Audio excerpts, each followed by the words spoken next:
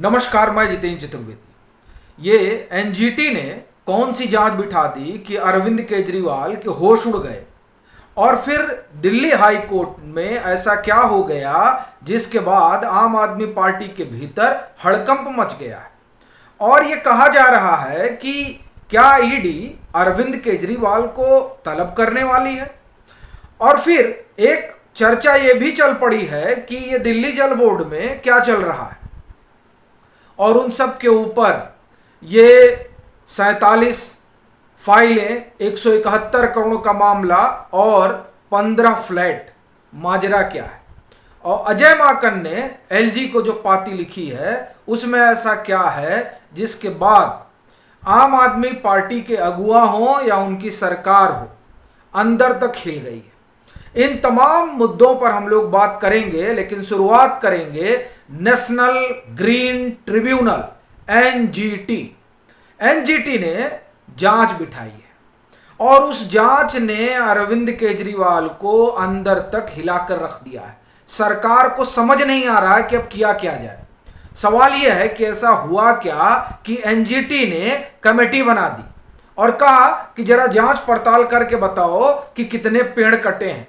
मामला उसी शीश महल से जुड़ा हुआ है जिसको लेकर इन दिनों आम आदमी पार्टी की सरकार से ज्यादा तो अरविंद केजरीवाल घिरे हुए हैं। अब जांच होगी कि 8 पेड़ कटे कि 20 पेड़ कटे, उसके बाद सरकार का क्या होगा ये अपने आप में तो सवाल है ही है। लेकिन इधर ये जो 45 करोड़ से मामला 171 करोड़ पहुंच गया, उसने इनकी समस्या को और बढ़ा दिया है। अजय माकन ने बाकायदे एलजी को पत्र लिखा और कहा कि इसकी जांच होनी चाहिए। और ये 22 फ्लैट थे, उसमें ये 15 जो ध्वस्त किए गए, इसकी भी जांच पड़ताल चलनी चाहिए। बात यही नहीं खत्म हुई। दरअसल जब उनका पत्र पहुंचता है तो एलजी कहते हैं कि साहब वो फाइल दीजिए जरा, जो रिपोर्ट बननी है। और वो रिपोर्ट बनकर तैयार हो गई है। अब उस रिपोर्ट में जो है उसने आम आदमी पार्टी के अगुआ को हिला दिया है। चूंकि ये कहा जा रहा है कि दरअसल वो जो रिपोर्ट मुख्य सचिव बना रहे हैं सीएम हाउस के रिनोवेशन से जुड़े हुए मामले में, उसमें पीडब्ल्यूडी से भी फाइल मंगाई गई थी, फिनांस से भी फाइल मंगाई गई थी और फॉरेस्ट डिपार्टमेंट से भी फाइल मंगाई गई थी।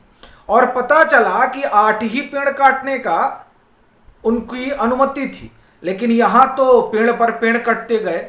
तो वो जो रिपोर्ट है वो तो गले की फांस बनने ही जा रही है। और उसके ऊपर ये जो नेशनल ग्रीन ट्रिब्यूनल ने एक कमेटी बैठा दी है, उसने और भी आपके अगुआ की हालत खराब कर दी है। और मामला यही खत्म नहीं हो जा रहा है। दिल्ली हाई कोर्ट से लेकर पंजाब हाई कोर्ट तक, पंजाब हरियाणा हाई कोर्ट तक आम आदमी पार्टी की सरकार की आप एक तरह से कहें कि बेइज्जती हो रही है। वहां पंजाब हरियाणा हाई कोर्ट में तो हाई कोर्ट ने पूरा खरी खरी सुनाई सरकार को कि आपने एक पत्रकार को जो पकड़ लिया, उसको लेकर इनको पाठ पढ़ाया गया कि डेमोक्रेसी क्या है, फ्रीडम क्या है। अब ये पाठ कब तक याद रहेगा ये भी अपने आप में एक सवाल है। और ये मत भूलिएगा कि ये जो सरकार है ये आपकी है और आपके जो अगुआ हैं अरविंद केजरीवाल, वो गुजरात चुनाव के दरमियान एक भाषण में उन्होंने कहा था कि पीएमओ से ऑर्डर आता है कि कैसे कैसे खबर होनी चाहिए। अब वहां से आता है कि नहीं आता है ये तो किसी को नहीं मालूम, लेकिन अरविंद केजरीवाल की सरकार और वो जिस पार्टी के अगुआ हैं उनकी सरकार पत्रकारों को लेकर किस तरीके का नजरिया रखती है ये तो कम से कम हाई कोर्ट में पता भी चल गया और इनको भी पता चल गया कि दरअसल क्या मतलब है अभिव्यक्ति की आजादी का। बहरहाल दिल्ली हाई कोर्ट में एक पीआईएल पड़ गई और वैसे तो उस पीआईएल में राहुल गांधी को भी शामिल किया गया है और अरविंद केजरीवाल भी उसमें है कि ये लोग मिसलीडिंग स्टेटमेंट दे रहे हैं। अब उस पर सुनवाई होगी तो देखिए और क्या क्या होता है। और वैसे भी कोर्ट कचहरी में अरविंद केजरीवाल इन दिनों कुछ ज़्यादा ही फंसे हुए हैं। अभी देखिए डिफेमेशन वाला मामला है ही है, जो पीएम की डिग्री पर ये शोर मचाया करते थे। अभी देखिए पीएम की डिग्री को लेकर खामोश है। ऐसा लग रहा है कि अब इनको इस बात का डर सताने लगा है कि कहीं ऐसा ना हो कि राहुल गांधी वाला हाल हो जाए। और आप देखिए इसीलिए संजय सिंह भी इस समय डिग्री पर बात नहीं कर रहे हैं। आम आदमी पार्टी के नेता लोग खामोश हैं। अब अभी इन्होंने डिग्री दिखाओ अभियान चलाया था, उस अभियान का न मालूम क्या हुआ, और उस अभियान की अगुवाई आतिशी ने की थी। अब न मालूम कहां चला गया, बीच में सब डिग्री दिखा रहे थे, अब तो डिग्री को लेकर चुप्पी साध गए हैं। ऐसा लग रहा है कि वो जो गुजरात यूनिवर्सिटी ने केस किया उसके बाद इन लोगों के हाथ पांव सुन्न हो गए कि अगर सदस्यता चली गई तो मुख्यमंत्री कहां बने रहेंगे। अब डिग्री को भूल गए हैं। बहरहाल इसी बीच एक चर्चा और चल पड़ी, और वो चर्चा ये है कि क्या ईडी अब अरविंद केजरीवाल को भी तलब कर सकती है। अच्छा, ये चर्चा इसलिए छिड़ी है क्योंकि पिछले 2-3 दिनों से 4 दिनों से आप देखें तो आम आदमी पार्टी ईडी पर बड़ी हमलावर है। अच्छा, सीबीआई तो बुला ही चुकी है, अब लग रहा है कि नंबर ईडी का है और जानकारी मिल चुकी है कि ईडी कभी भी बुला सकती है। तो इसलिए ईडी को डिस्क्रेडिट करने का अभियान छिड़ रखा है आम आदमी पार्टी के नेताओं ने, और अगुआ तो उसमें लगे ही हुए हैं, बजाबते प्रेस कॉन्फ्रेंस करवा रहे हैं। अच्छा, इस प्रेस कॉन्फ्रेंस में क्या हुआ कि एक जगह फंस गई आम आदमी पार्टी, और ऐसा फंसी कि कहा जा रहा है कि अब सिसोदिया ही सब कुछ बोलने लगेंगे। मामला यह है कि फंसी कहां।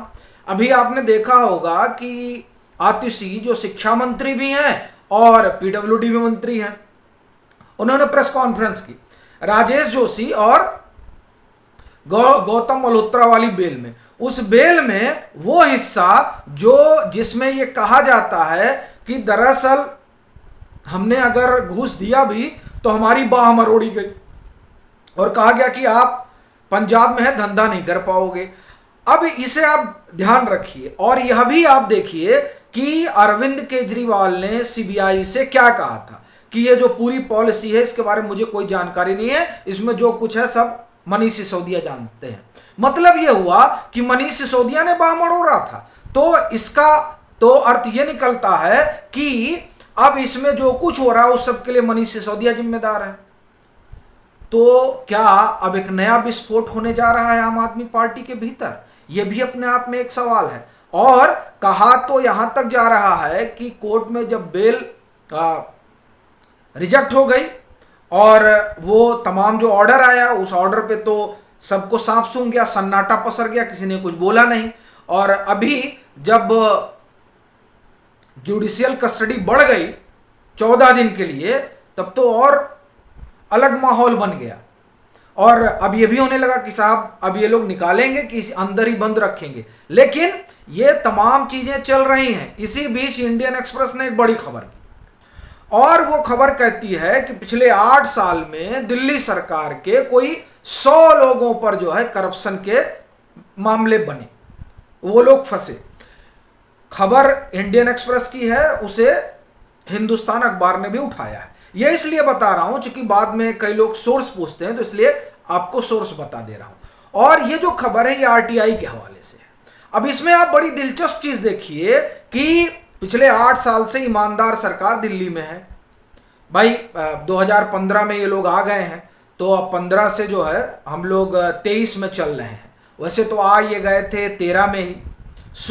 बहरहाल तो अब ये ईमानदार सरकार है। ईमानदार सरकार ने एंटी करप्शन हेल्पलाइन भी जारी किया था। अब उसका क्या हुआ मालूम नहीं। हालांकि वो एंटी हेल्पलाइन करप्शन भी करप्शन का शिकार हो गया था, बाद में इस तरीके के दावे किए गए थे। और बाकायदे इंडियन एक्सप्रेस नहीं, मुझे लग रहा है कि ये 15 या 16 की बात रही होगी जब लंबी खबर छापी थी। और जो लोग दिल्ली में हैं वो वाकिफ भी होंगे कि तब तो बड़े भारी जो है होर्डिंग वगैरह भी लगे थे, तमाम जो डीटीसी के स्टैंड वगैरह हैं वहां भी सब लगे थे। बहरहाल तो अब ये हाल है करप्शन का, जो कट्टर ईमानदार पार्टी है, और उसमें भी दिल्ली जल बोर्ड में सबसे ज्यादा जो है लोग फंसे हैं भ्रष्टाचार वाले मामले में। तो ये हाल है आम आदमी पार्टी की सरकार का। और आप देखिए कि क्या सिलसिला चल रहा है। अब ये जो सिलसिला है जो एनजीटी से शुरू हुआ है और दिल्ली जल बोर्ड पर अभी आकर ख़त्म नहीं हुआ है, तो ये बताता है कि आम आदमी पार्टी का जो संकट है वो कितना गंभीर हो चला है। आपकी अपनी क्या राय है ज़रूर साझा करें। मतांतर से नहीं जुड़े हैं तो जुड़ें, वीडियो को लाइक करें, शेयर करें और आपकी जो अपनी राय है वो ज़रूर मतांतर तक पहुँचाएँ।